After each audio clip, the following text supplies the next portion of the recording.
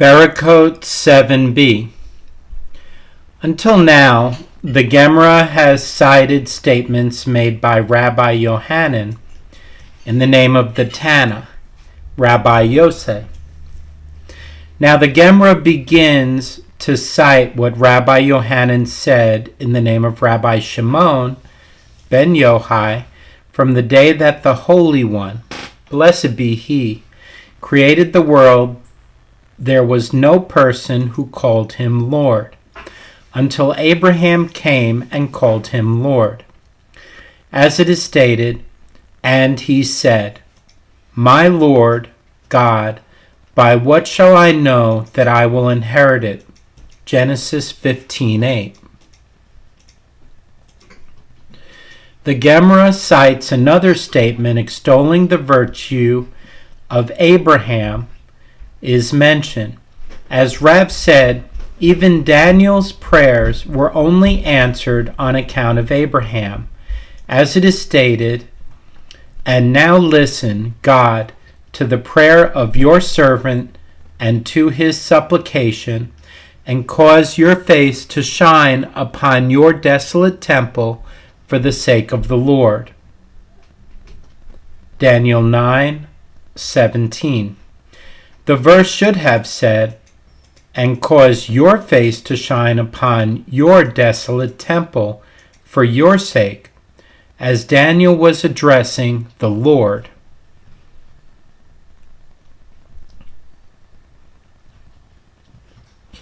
Rather, this verse contains an allusion that the prayer should be accepted for the sake of Abraham, who called you Lord. Daniel utilized that name of God in order to evoke Abraham's virtue and enhance his prayer.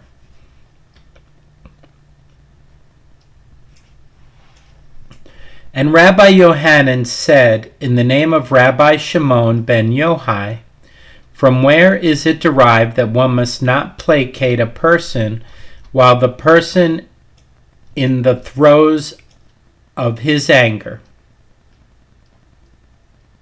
As it is stated, My face will go, and I will give you rest. Exodus 33:14. And Rabbi Yohanan said in the name of Rabbi Shimon ben Yochai, From the day the Holy One, blessed be He, created the world, no one thanked the Holy One, blessed be He, until Leah came and thanked him. As it is stated, And she became pregnant and gave birth to a son, and she said, This time I will give thanks to God. And thus he was called Judah. Genesis 29:35. Tangential to the mention of Leah's son, Judah, and the reason for his name, the Gemara explains the sources for other names, including Reuben.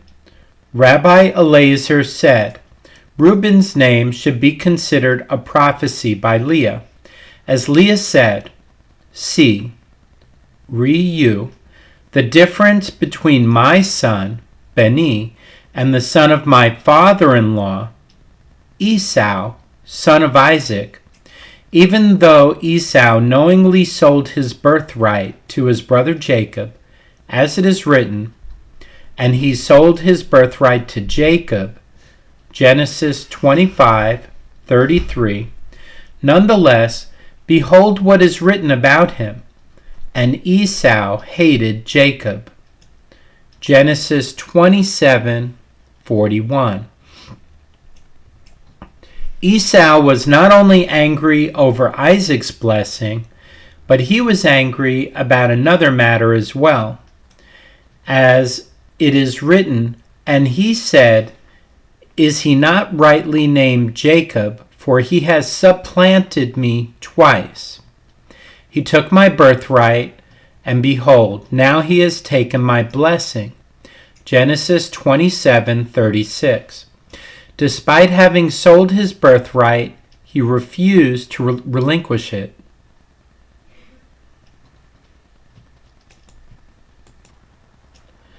While my son Reuben, even though Joseph took his birthright from him by force, as it is written, and the sons of Reuben, the firstborn of Israel, for he was the firstborn, but since he defiled his father's bed, his birthright was given to the sons of Joseph, son of Israel.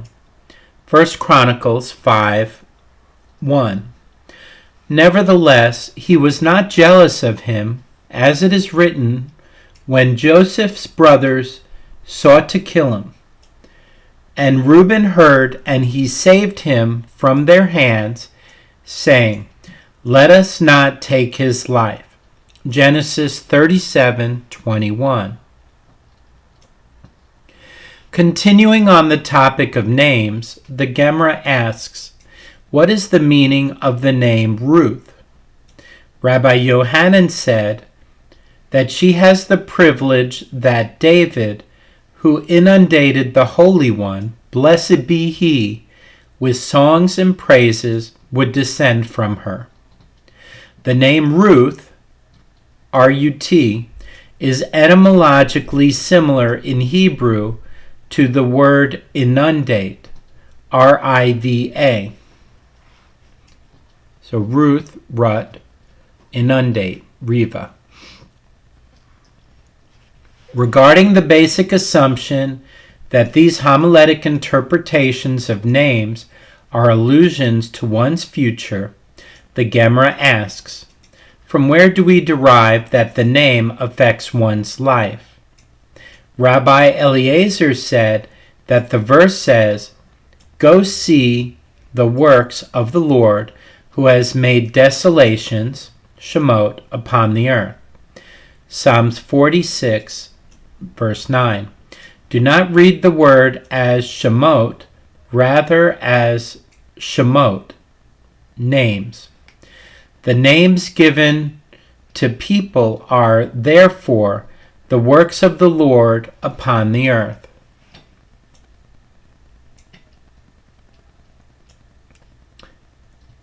And Rabbi Yohanan said, other Aggadic statements in the name of Rabbi Shimon ben Yochai, the existence of wayward children in a person's home is more troublesome than the war of Gog and Magog. The ultimate war, the climax of the travails of messianic times, as it is stated, a psalm of David when he fled from his son Absalom, Psalms 3:1. And it is written thereafter, Lord, how numerous are my enemies! Many have risen against me. Psalms 3:2. While concerning the war of Gog and Magog, which is alluded to in the 2nd chapter of Psalms, it is written, Why are the nations in an uproar, and why did the people speak for naught? The kings of the earth stand up, and the rulers take counsel together against the Lord and against his anointed. He that sits in heaven laughs, the Lord mocks them. Yet in this chapter describing the war of Gog and Magog, how numerous are my enemies, is not written, as it is not as difficult as raising a wayward son like Absalom.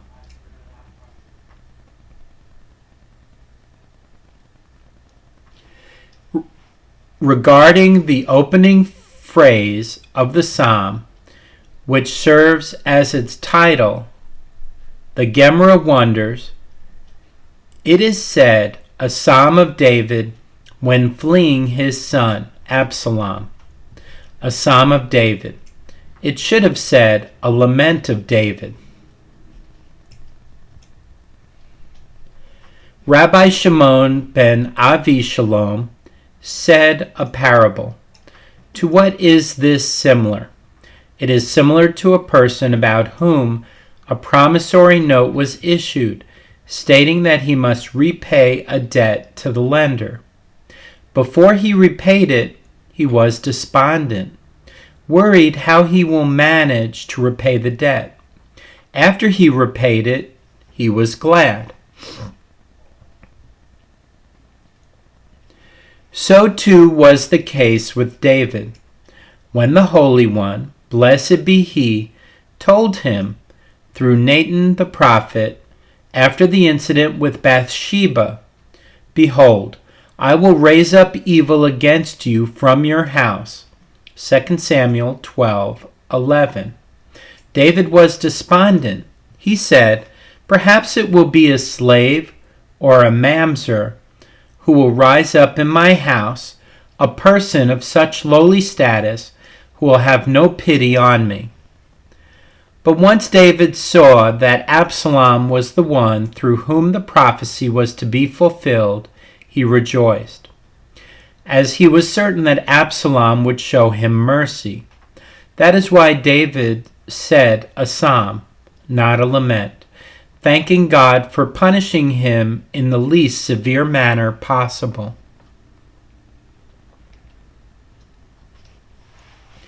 And Rabbi Yohanan said in the name of Rabbi Shimon ben Yohai, "One is permitted to provoke the wicked in this world.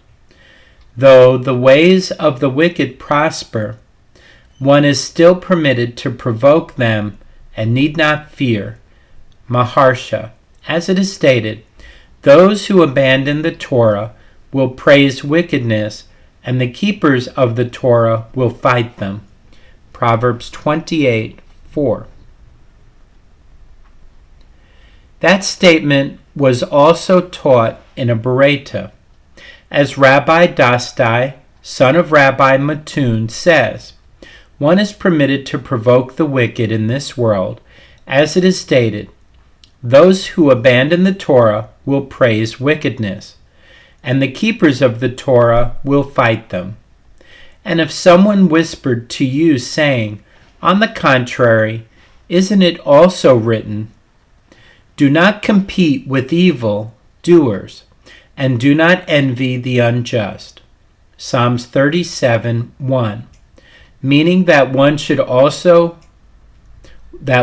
avoid provoking the wicked. Say to him, only one whose heart strikes him with pangs of conscience over sins that he committed says this. Rather, the true meaning of the verse is, do not compete with evildoers, to be like the evildoers, and do not envy the unjust, to be like the unjust.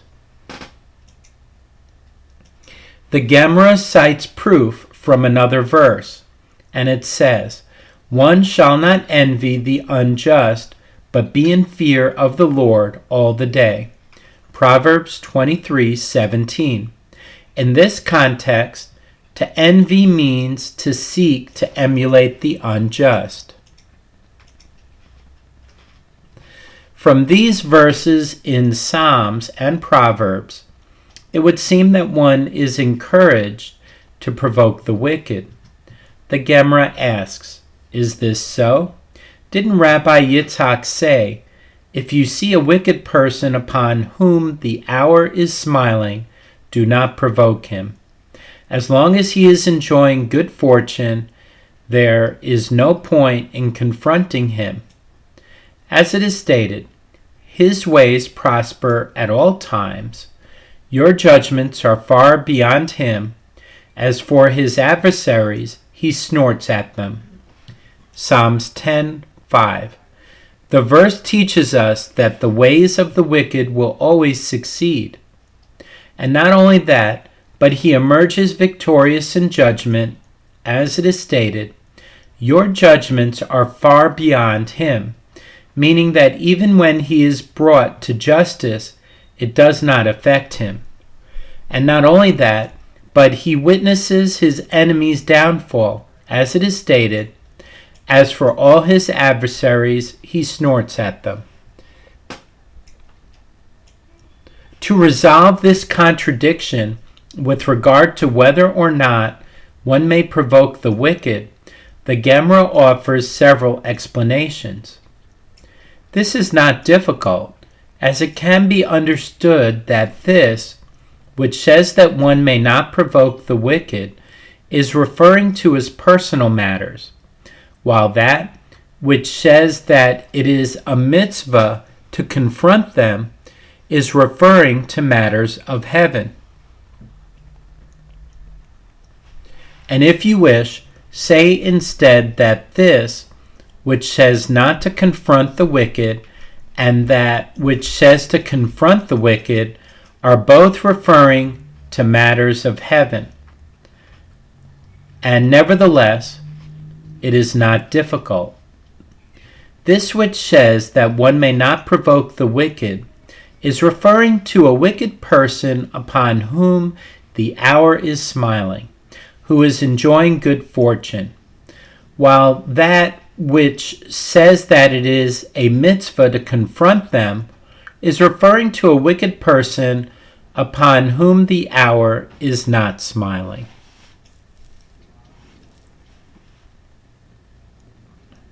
And if you wish, say instead that this, which says not to confront, and that, which says to confront, are both referring to a wicked person upon whom the hour is smiling, but the question of whether one is permitted to confront him depends on who is confronting him.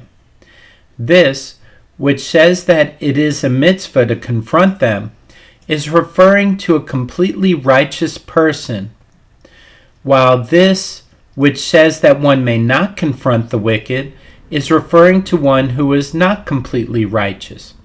As Rav Huna said, "What is the meaning of that which is written? Why do you look on those who deal treacherously and hold your peace? When the wicked swallows the man more righteous than he." Habakkuk 1:13. This verse is difficult to understand. Do the wicked swallow the righteous? Isn't it written, "The wicked looks to the righteous and seeks to kill him. The Lord will not leave him in his hand, nor allow him to be condemned when he is judged." Psalms 37, 32, and 33. And it is written, "No mischief shall befall the righteous." Proverbs 12:21. Rather, in light of these verses, the verse, "The wicked swallows the man more righteous than he," means the man who is more righteous than he, but not completely righteous, he swallows. The completely righteous he does not swallow. And if you wish, say, in general, the wicked cannot swallow the righteous, but when the hour is smiling upon him, it is different. When the wicked are enjoying good fortune, even the righteous can be harmed. Berakhot Hashem. And Rabbi Yohanan said in the name of Rabbi Shimon ben Yohai, setting a fixed place for prayer is so important that one who sets a fixed place for his prayer, his enemies fall beneath him, as it is said, "And I will appoint a place for my nation, Israel, and I will plant them, that they may dwell in their own place."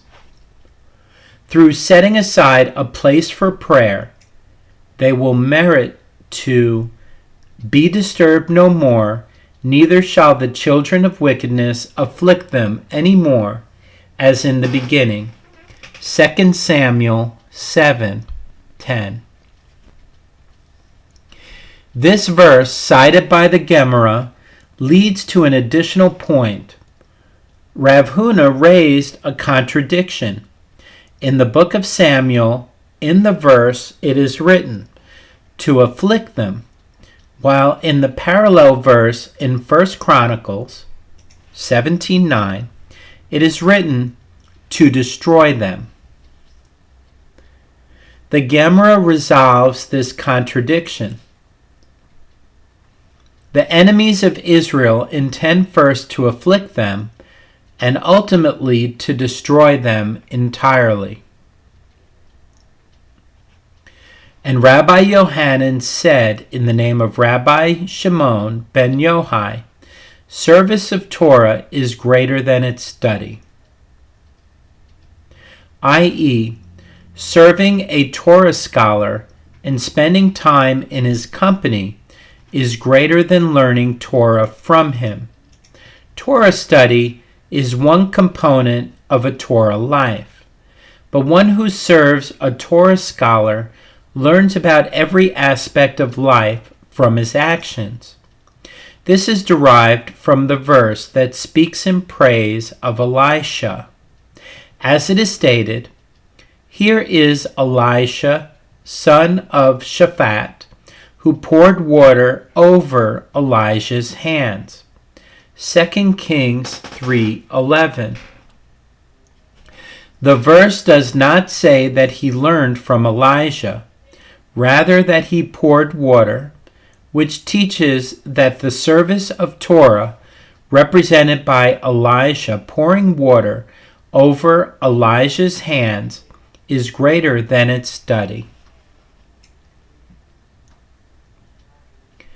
A prelude to another of the statements by Rabbi Yohanan in the name of Rabbi Shimon ben Yochai. The Gemara relates the following incident.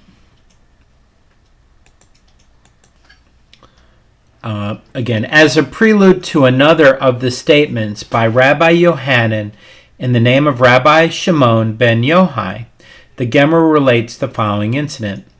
Rabbi Yitzhak said to Rav Naaman, "Why did the master not come to the synagogue to pray?" Rav Naaman said to him, "I was weak and unable to come." Rabbi Yitzhak said to him, "Let the master gather 10 individuals, a prayer quorum, at your home and pray." Rav Naaman said to him, "It is difficult for me to impose upon the members of the community to come to my home to pray with me." Sefer Mitzvot Gadol. Rabbi Yitzhak suggested another option. The master should tell the congregation to send a messenger when the congregation is praying to come and inform the master, so you may pray at the same time. Rav Naaman saw that Rabbi Yitzhak was struggling to find a way for him to engage in communal prayer. He asked, "What is the reason for all this fuss?" Rabbi Yitzhak said to him, as Rabbi Yohanan said in the name of Rabbi Shimon ben Yochai.